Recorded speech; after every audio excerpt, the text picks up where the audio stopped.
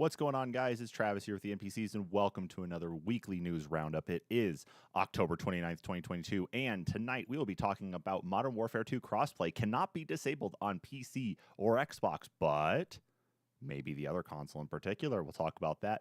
We'll also be talking about Phil Spencer saying that there won't be any Xbox increases, or at least on prices, up until probably after the holidays. Stay tuned on more information for that. And of course, we'll also be talking about NVIDIA's RTX 4090 graphics cards are melting. That, of course, and more after we roll our intro here on the weekly news roundup.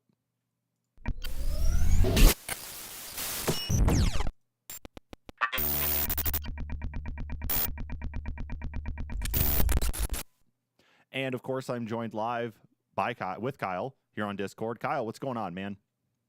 No, not a same old.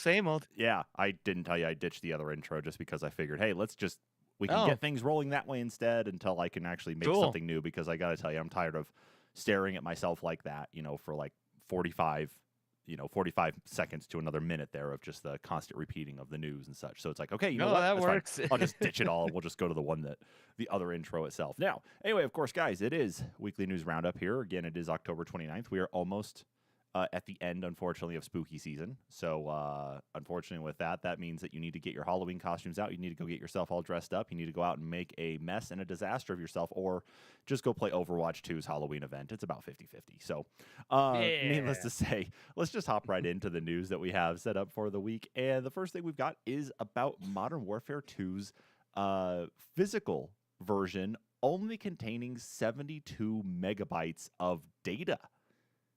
Only 72 megabytes of data. Kyle, what would make them think to go and do something like this? Like, why are they doing something like that? So the speculation is that all that is literally on the disc is just the key to download the game. So you're literally just buying a physical license version, and that's it. You still have to have internet connection to physically download the game. Yeah, especially at the size of what the game is apparently at right now, too. So you're talking 72 megabytes of data only on the disc itself, and it's got to be a Blu-ray disc of some type. It has to be at least a DVD, because the PlayStation 5 doesn't read CDs at all. Yeah, so it's got to be at minimum a DVD or a Blu-ray, which most of these drives are, and they should be cross-compatible. But yeah, and according to what the entire download actually takes up for Modern Warfare 2, it's 150 gigabytes. Yeah. So, which is significantly smaller than what we were seeing, for like Call of Duty or the re-release of Call of Duty or I guess the remake, and as well as Vanguard and what was the Black Ops Cold War, which was extremely large for the install size. Yeah, and it's still just even ridiculous enough, though, just to see that it's still so bizarre to actually see him even spending the money to just send out 72 megabyte, like discs that have 72 megabytes of just data on them. And even if it is a license key, it's like you're hindering more of the video game preservation side than you are actually like that, and making things harder for people to go and actually install creating the game e-waste. too. Oh, exactly. Yeah, because you got to print up the case, you got to get the artwork in the case, you got to make the discs. There was no point in there whatsoever to do anything like that. What is Activision thinking?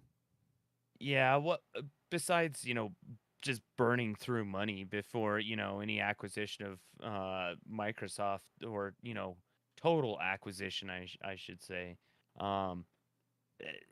This is just ludicrous. I mean, that they're literally just printing waste. I mean, they could have just said, we're not going to release a physical copy. I mean, if it requires a download anyway, you're wasting everyone's time. Yeah, it is. It's a massive waste of time, especially for, just about everybody. I mean, you're talking about the hit to back-end servers for games to download too, and you've got to imagine even all of the effort to go and offer like pre-download before the game's even available.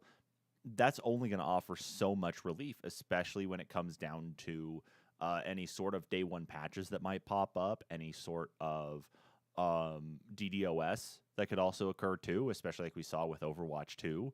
It's it's kind of Yeah, laughable that they went this route, but yeah, it kind of weird. makes you wonder because it could cause potential congestion, for the first Yeah. few days of the launch, because those people aren't going to be able to preload the title. The only thing that's going to allow them to preload the title is the actual physical key, unless that prints out on their receipt, and then guess what? All of a sudden, that physical copy of the game was worthless. They could have just sent cases out to people if they really wanted them for their collection. Yeah, it's something similar like what happened with the Mass Effect Legendary Edition that they could have done is that they could have sold the Steelbook case or Hmm. like that collector's edition that they did separately. It's like, sure, it didn't come with the game, but you still at least had an option to be able to pick up those physical aspects of the titles without having Right. to necessarily have a physical game. And some people like that, some people, though, don't. I mean, physical titles are what drive people really to collect a lot of things because the ramifications of owning things in the digital space has become a problem where licenses could just be simply revoked because you don't really own it. You just have a license to use it. We could just take it whenever. Yeah, but I mean, this is ludicrous on the level that they're putting out the game on the shelf for $70 or whatever, $60. I think this one is actually 70. Mm-hmm. Um, and all you're getting is you're buying a $70 case with a code in it. There's Yeah. no physical media.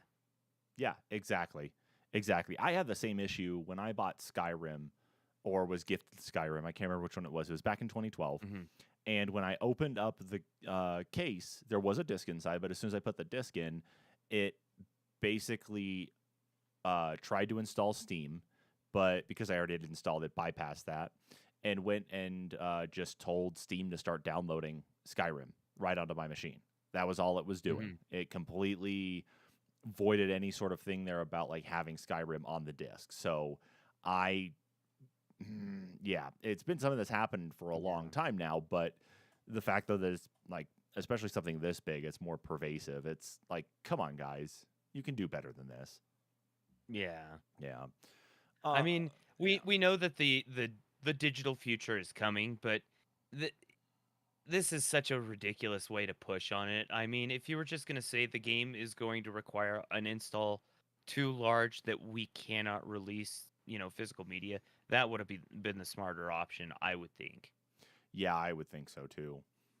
So, But yeah. But that's not the yeah, only Modern Warfare 2 controversy we've got to cover tonight, is it, Kyle? no, not at all. No, and how about that then about that crossplay feature we can't turn off, but others potentially can here. So, Right. So, yeah, so unfortunately, it sounds like there is the uh the unfortunate side effect of Xbox players not being able to turn off crossplay with PC and vice versa. But for PC players, not really a big deal. But PlayStation potentially are getting the option to actually turn off crossplay in the whole deal. So I don't know if this is actually residual Bethesda active or not Bethesda, Activision Blizzard deal, that they had going for, the past, decade or so with PlayStation, that this is something that was just a little kickback to them before the total acquisition, but I don't know. Kind of yeah. weird. Oh, it is very weird, but it's not shocking because of the Yeah. exclusivity stuff that we've seen with Call of Duty and PlayStation over the years. Uh, just Well, because like the different like feature sets that have been locked for like time periods and being exclusively available there on PlayStation, and now of course this still comes up as well too. It's not a shock to see it, but it is a frustrating one given the current environment we're in with Microsoft trying to buy Activision Blizzard. yeah, and I mean, of course, the big thing is Xbox players seem to be encountering or are believing to be encountering a lot of cheaters, and it is a problem on PC. There are ways, unfortunately, to bypass the PC anti-cheat system, and it happens constantly with Activision systems, and they're constantly patching it. But Yeah. it really does put console players at a disadvantage, and I do understand the frustration, but I I don't know, it just seems bizarre that they would do this, especially since currently it's not like it's offered on Game Pass. So Yeah, but it still even paints it into a crazy picture where Sony's trying to argue about the potential of what's going to happen with Call of Duty on their platform when or if Microsoft does actually fully acquire Activision Blizzard. And it still just goes to show that they are still getting a pretty big advantage here.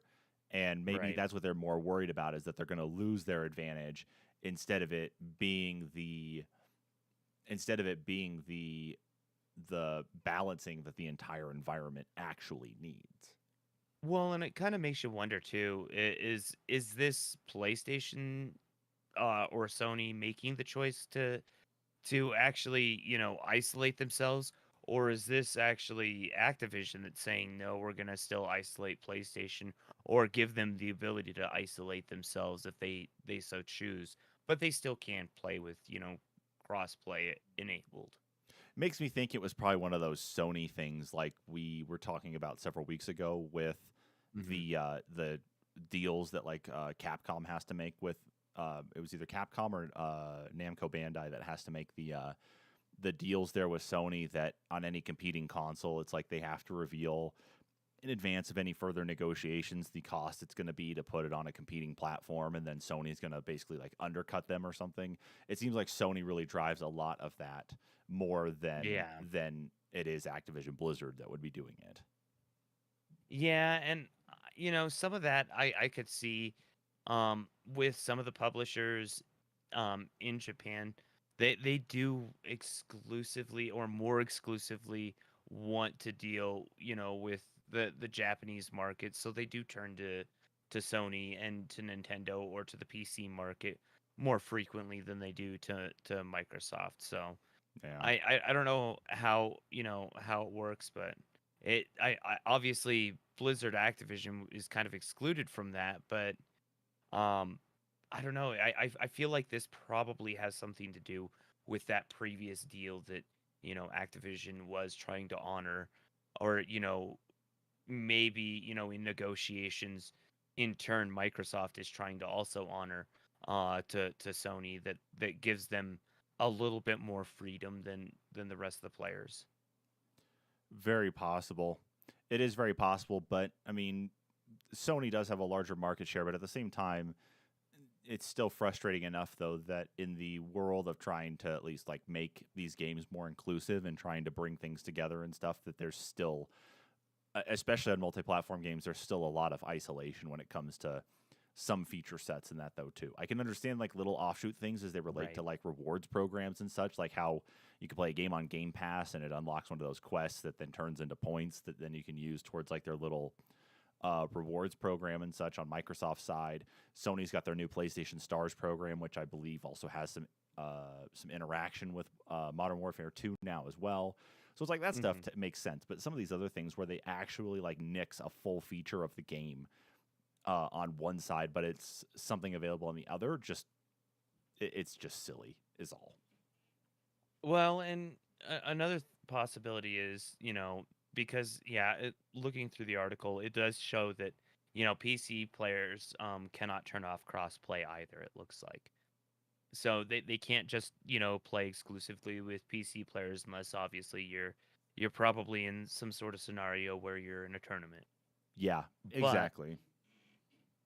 to that effect, it does go back to that PlayStation, deal. It used to be that PlayStation for 6 months to a year, depending on which game it was and what features it was, PlayStation had exclusivity on those features. So I mean, it's a possibility that 6 months down the line, or after the Activision Blizzard deal, with Microsoft, that we could see the ability to turn off those features, or maybe they keep it this way. It's hard to say.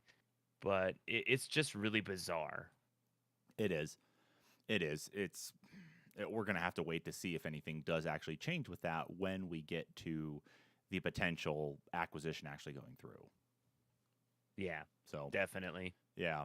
But speaking of Xbox, at least, though, let's kind of move on here into our next story, and that's talking about Phil Spencer confirming that they are not going to be raising prices on the Xbox and any of its services at least through the holidays.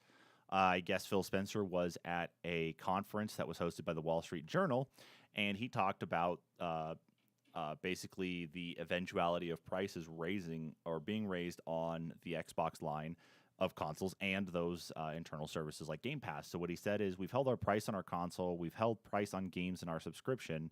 I don't think we'll be able to do that forever. I do think at some point we'll have to raise some prices on certain things, but going into this holiday, we thought it was really important that we maintain the prices we have. So, and I think that's kind of a given that we would expect to see potential prices go up, but I guess it's tough to really say exactly how long it's going to be until those prices go up. I can't imagine like January 1st we're going to see Xbox Series X and S prices going up by $50 each and Game Pass going up by $5. You know, I can't imagine seeing that happening immediately. But like, what do you think their timetable is going to be, Kyle? Like, how long do you think it's going to be before they actually go and try to jump prices? You know, with it, if there's any price hike with either the newer generation Xboxes, and it happens with the ones that are currently out, I don't see it happening with the S. It'll be with the X. And I could see maybe a $50 to $100 price hike, just because of, some of the lack of availability, or the cost increase in the parts. Now, because of everything, in global standing, what's going on economically. I mean, there's basically a war going on that kind of affects that. So, unfortunately, but Yeah. to this, I don't know. I feel like this holiday we're seeing too many deals on the Xbox Series S for that one to actually be, the console to be seeing any sort of price hike. But there is also developers complaining about the Xbox Series S, with the fact that there's only 10 gigs of RAM available, whereas, I want to say the Series X has 16, and of that usable, there's only technically 8, and it makes it really hard to develop for, because, when you're developing for the X, you can see that overhead a little bit better, but you're literally butting up against the buffer zone. So, if Yeah. anything, I could see them canning that line or upgrading that line and then hitting it with a price increase that we could see put it more on par with where the current Xbox Series X is. Other Yeah. than that, as far as the service, that's definitely going to see a price hike after the first year. I probably put it sometime March. We'll see a price hike in March of this year by $10 to $15. Yeah, and I wonder if that's around the same time we're going to see the actual release of the Game Pass Friends and Family subscription plan. Because I don't think that one's dropped yet, but that one was supposed to be around about $21 or $22. And that's the one that Mm-hmm. opens it up for 5 friends and family to be able to share a Game Pass account. And I believe that offers the support for PC Game Pass, the Xbox Game Pass, Xbox Live, basically the whole kit and caboodle there. So maybe that will be announced around the same time, and probably end up being maybe about what, maybe $5 more than what they were originally talking Uh, about.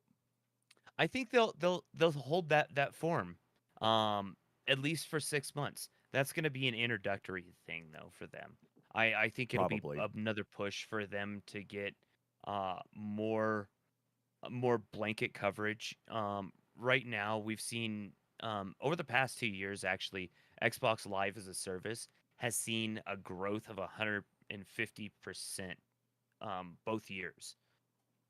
Yeah, So I mean, they've got to do something to also show growth. So I think the introductory price would be the best way to go. But after about 6 months, that one will definitely go up as well. I think so too.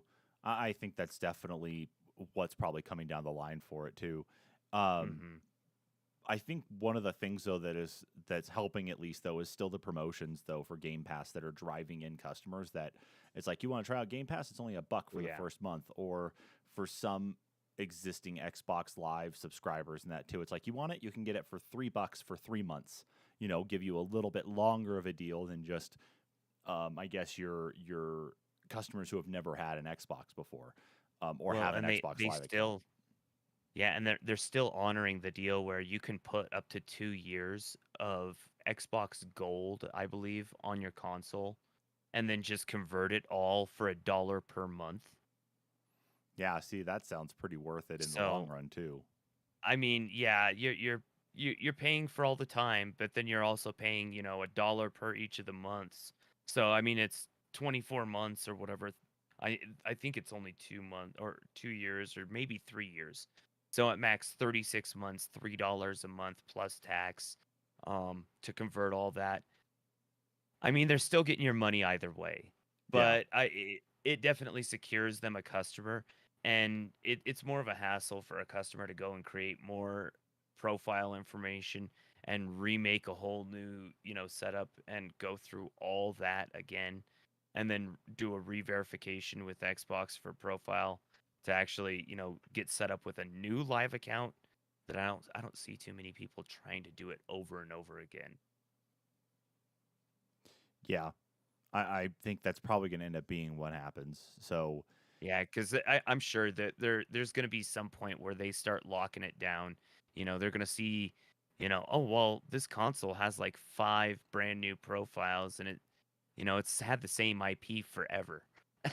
yeah, it's You Microsoft. know? They're going to find a way Yeah. to address that part of it for sure. So, but in the meantime, obviously, of course, there's been no time frame on when exactly they're going to be doing it. So everything that we're talking about here is just pure speculation anyway.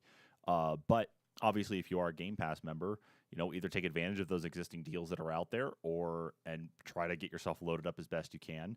If you don't have one of the newer Xboxes yet, probably best to grab one sooner rather than later. Mhm. I've seen stacks of Series S's at Walmart and Target, so it should be pretty easy to find one there. Series X's are still a little hit and miss, but they're usually pretty easy to at least find every once in a while compared to these longer queues and other promotional event things you have to go through to even secure one of those, much less like a PlayStation 5, for example, too. But be on the lookout for that stuff, though. In the meantime, speaking of hot deals here, too, you might want to make sure that your GPU is not a hot deal either, and that is in regards to the RTX 4090. So, several days ago, of course, the RTX 4090's been available now for the last few weeks, if I'm right. But what happened is, though, is that over the last week, there have been reports coming out that the power connector on the RTX 4090, known as the 12-volt high power connector, or the 12VH PWR, that connector has actually been found to be charred or melted right along several different pins, right on both the connector on the GPU and on the cable itself. And a lot of it actually seems to be happening on the exact same pin set and on the exact same within the exact same areas on the connectors. And it's a pretty big deal now that we're finally actually hearing that NVIDIA's actually is really looking into this. And so um, I pulled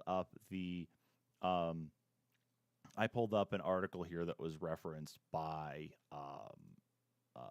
Jay's 2 Cents, who did some investigating into this as well, and he shared this as well from Igor's lab. They are out of Denmark, and this is what they actually had to go and show. So I'll bring up the image here that they had from Reddit. That shows the melted connector on both the RTX 4090 and on the RTX and on both connectors. Excuse me. Let me just put it that way. So you can see where the charring's at, hitting on both the right and left side on those top pins. And what they identified is exactly how and why this most likely occurred. So what they're finding here is the way that the connectors were put together, and it seems like it was in a really cheap and kind of shoddy way on the plug itself, or at least the the wires that are connecting into the plug. And you can kind of see the picture here of how this looks. So it's a very thin piece of metal. There we go. Zoom in on that. It's a very thin piece of metal that these wires are effectively grouped into and soldered onto. And then they are separated by a little bit of just a little bit of spacing there and a little bit of thermal protection. But what's happening is that if the cable is connected in just the wrong way, like you jostle it just the right way, that connecting piece at the bottom that they're soldered to is just thin enough that it's easy enough to break it off. And what's happening is that because the break occurs in that cable, the power that was originally going through it now has to move through to another cable. And it's effectively causing more resistance to build up along that plate, thus causing more heat. That's how it all works. And unfortunately, that's what's causing the melting to occur. And you can even see here in this next picture, we'll zoom that in a bit, you can see exactly how that connector, or at least that little bit of metal and plate, look on the connector itself. And I mean, I don't know about you, Kyle, but this looks like some pretty shoddy workmanship, at least when it comes to whoever's making the adapter, huh? I mean, the connectors for those are kind of shoddy anyway, in my opinion, for some of the connections in the PC. But yeah, I mean, literally what it came down to is a minor bend was causing a power surge on one of the other pins. Yep. And causing a total failure of the pin set. Yeah, that is really poor construction. And I mean, if you look at the way the cable was manufactured too, I mean, with just the cables aligned on the top, and yeah, it just looks like cheap cable. I mean,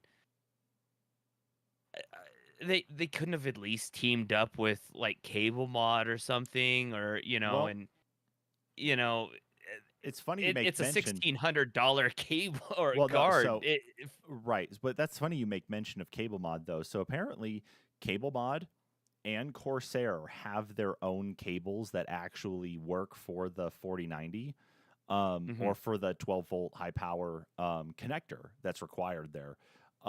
Apparently, those ones are built in a way that they won't experience this. So instead of it being effectively like 2 wires per one single connection on there, they actually have each wire separated instead. Yeah, So it's and from actually, what I understand, so it won't break.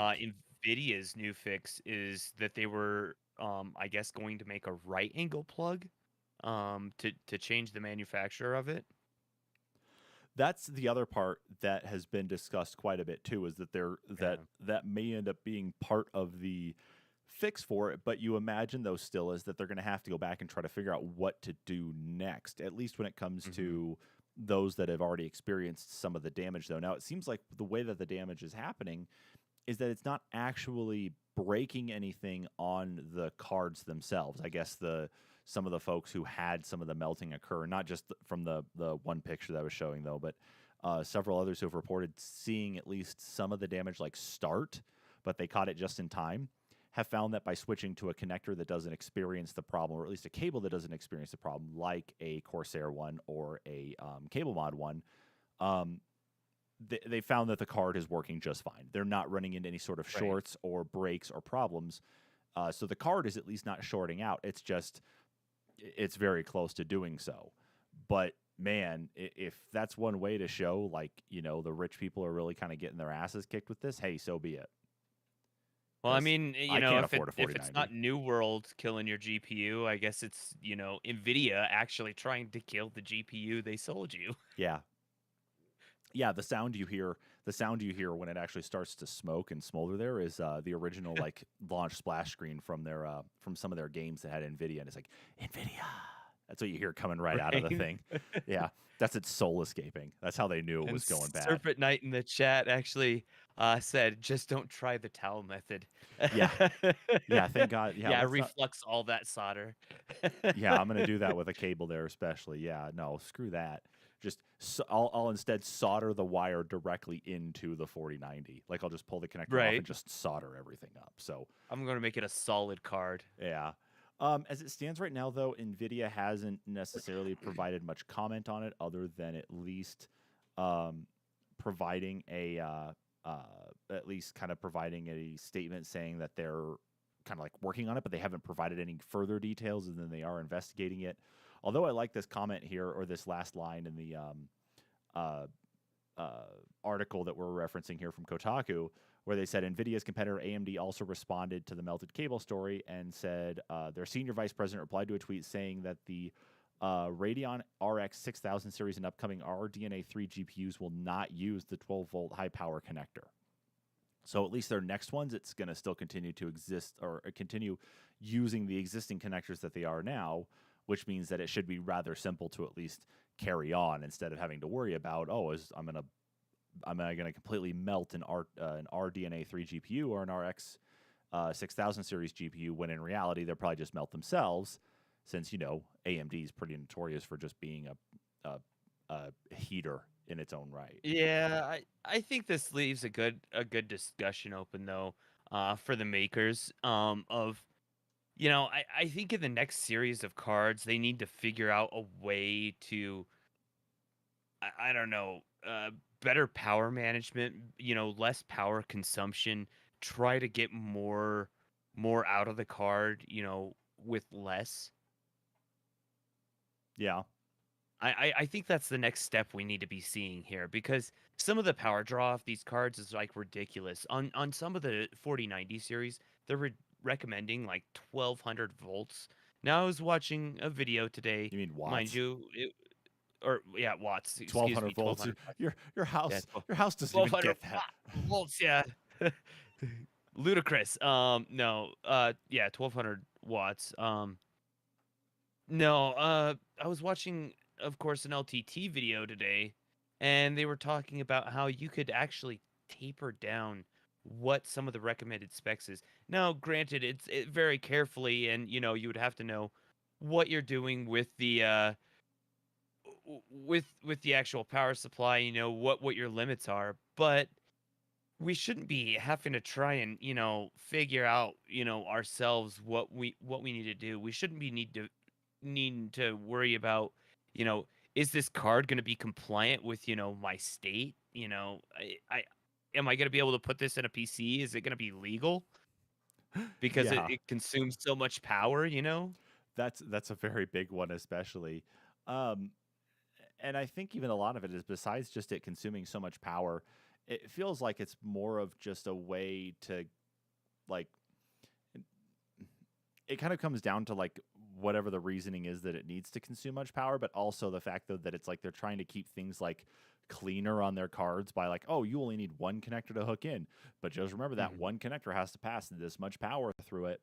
It's like why can't there just be instead the multiple connectors just to do it, but put them in there in a way where they're not as visible. It's like, or like put them at the back of the card instead, or put Yeah. them, like at the very tail end of the card, or put them back behind. Which there's one company that actually makes a full like wire, like, not when I say wireless, I mean like, or wire free, maybe is the way they put it.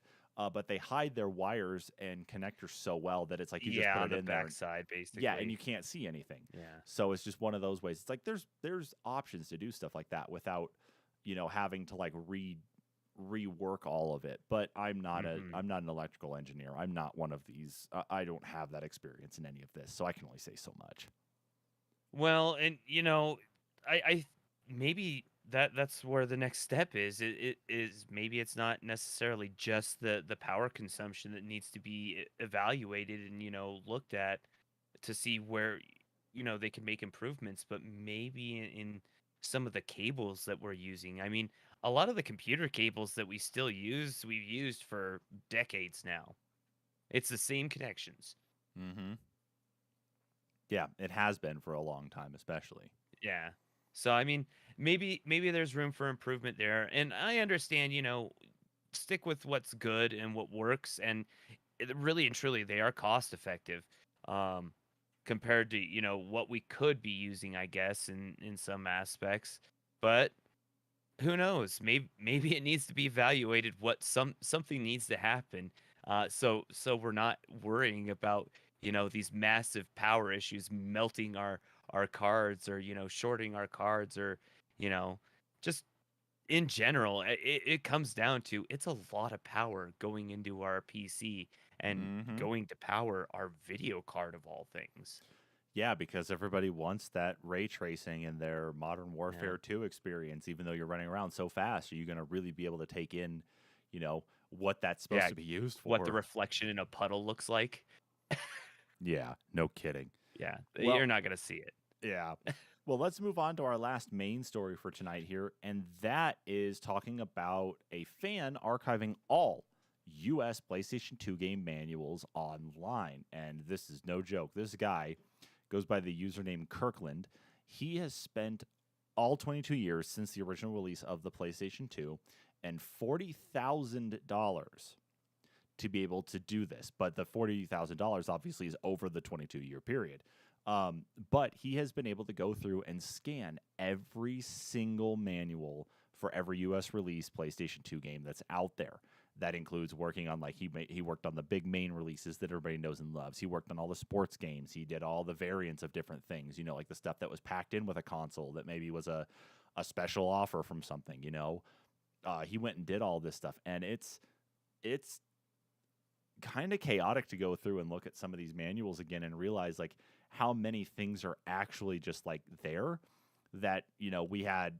It's like, and the lack of manuals that we get nowadays in games though too, and it's just it's astounding. Yeah. And I don't know if you went Well, through and looked at any of them yet though. I haven't, and I've seen a couple scans on different pages because a few different news sites have used different scans from the actual pages, but I just think it's really cool, honestly. I mean, PlayStation 2 was one of the last console generations where they packaged a manual with, I think, 99% of the games. I think there was only like literally one or two that may have not had a manual. Well, what I agree with you on that one, especially, like, it definitely feels like it changed post PlayStation 2, maybe a little bit in Hmm. PlayStation 3, but um the like, yeah, the idea of just like these different things, like, I remember being a kid getting a new game, and it's like, okay, maybe I didn't play the game yet because I need to go hit the bathroom after school or whatever, but it's like I could grab the manual out of the game case and at least start looking at it to figure out what I needed to do when I'm sitting there on the toilet waiting, Yeah. so that I can hop in What and what play. what the RPG system was like, what main character you were gonna play, depending on, what the game was, or, if there was a little backstory in some of the manuals. I know that was something that they got away from outside the NES and Sega generation or the Genesis generation, but I it's still really cool to be able to look. I mean, look, the character stuff in the manual, like how Mm-hmm. often do you see that? It just doesn't happen anymore. Oh no, exactly. Like, I'm going through the list there. Like, I just had up the King. Like, I'm sure you just saw it. There was the Kingdom Hearts 1 game Yeah. manual, and that game manual was the one that was originally published by SquareSoft, like Yeah. before Square Enix was actually a thing. And then they had like, the guy here, Kirkland, has another copy of it scanned for the Square Enix version. And it's just it's crazy to look at. Like, um like, I'll go up here to a game that I had as a kid, which was Well. ATV Off Road Fury 2. And they had two versions of it. They had the regular version, and then he has also in here the not for resale version. And the only difference with Mhm. that is it actually just says not for resale underneath ATV Off Road Fury 2, because that was a pack in version with the PlayStation 2 and the network adapter. Yeah, and you think about it, there in a way it is another level of game preservation because it is part of the game history. And not only that, there was a separate publisher and graphic designer that had to work on each of these. Oh yeah, yeah, exactly. There had Yeah. to be, because I mean, you have to get all that stuff put together. But still, even so, it's like these were such cool things to actually, like, these are still just such cool things to have, and the fact that we don't get them Yeah. anymore. I mean, okay, I guess you're saving the world here a little bit in the capacity of not, you know, uh, printing all these things up and tearing down a bunch of trees to do it. But yeah, the backstory stuff that you get for a lot of this is just Well, awesome, you know. And And now it's like I you don't even get that remember either. the few video game shops that or not video game shops, but rental shops that let you actually look at the manuals in the case, or they left the manuals in the cases on the shelves. This, granted, this was a little bit more back in the day, like late 90s, early 90s. Um Maybe a little into the 2000s you would still see it, but I mean, it was another level for a kid to connect with, what am I gonna rent? What can I expect out of this game? Is this something I'm gonna enjoy right away? I've got 48 hours to play this game. Am I gonna be able to beat it, or am I only gonna get through half a level and get pissed off? You know? Exactly. Dude, no kidding. Yeah, exactly. Like what type of effort am I going to have to put out into this game to actually accomplish what I want to do? Or am I going to have to convince my parents to go and pay, for extending the rental? Yeah, it's Mm-hmm. just it's Mm-hmm. man. But at least it's out there. It's a great thing, and it's appreciated that someone took the effort to go ahead and get all of this archived. I hope that there's more out there too. Um, I guess he's not even. This isn't even the only thing he did, though. Apparently, he's also the one responsible for the Super NES manuals as well. So he's not only done the PlayStation 2 and now Super Nintendo, but he's probably got others that he's working on at the same time. So the fact that he's put out all this effort to at least help preserve and archive a lot of these things, it goes without saying, really, that it's just awesome, especially to go back and look at some of these Yeah. things for games that maybe we don't have anymore, to kind of like enjoy Yeah. looking at a little bit of it. Bravo and kudos to you, dude. Yeah, yeah. Keep going at it, so we can maybe the next thing we'll see is Sega Please do. Genesis or something. Um, Right.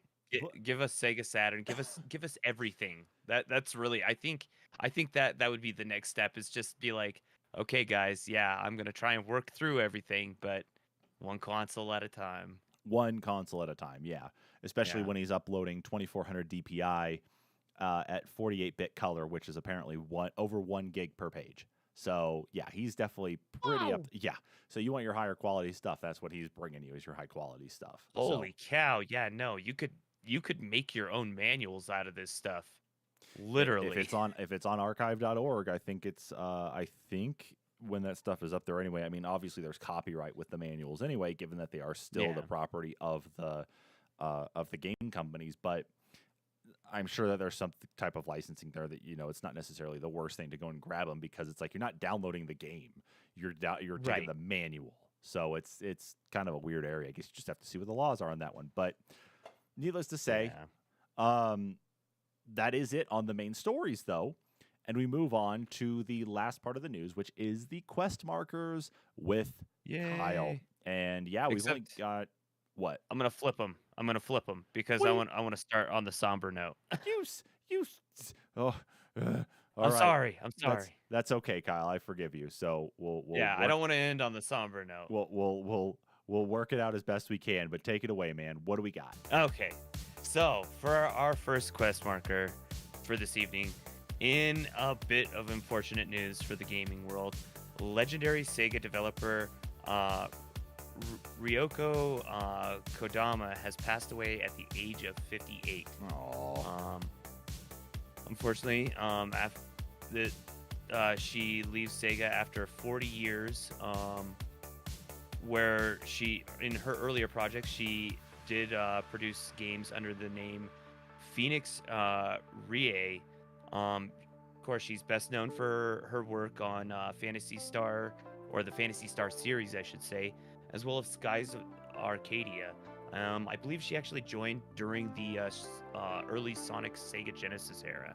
So you will be missed, unfortunately, but yeah, you're in a better place. A lot of Especially stuff where there. we're at now. Yeah, yeah, a Yeah. lot of stuff to support there for sure. But moving on to some actually infuriating news from the Blizzard side of the world. Yeah. Blizzard sells an Overwatch 2 charm cheaper in real life than it is in the game. So, on the Blizzard shop on blizzard.com, you can purchase the Pachimaru keychain for $4.99, $5 US. on the Overwatch 2 game, the Pachirimaru keychain is $7, proving What? that I guess Web3 is taking over us. It really is. Overwatch 2 is an NFT world. No. Oh my God, it's starting already. It really is. You could go buy that stuff even cheaper on like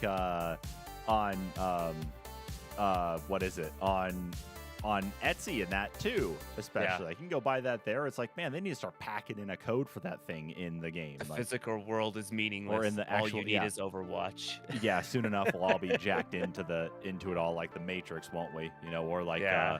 oh god, what Sword Art Online. We'll all be wearing our nerve Sword gear, Art you know, or- yeah.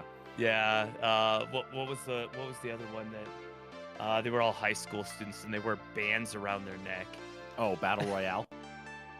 No, oh, no, that's no, not it Battle was- no. No, yeah, no. As soon as you're born, they put this like computer band around your neck, and you can access the web, and it's like in your head.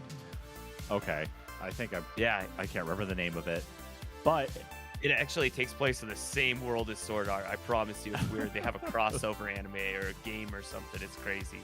But oh, jeez. that's it for the quest markers, and that is it for the news this evening.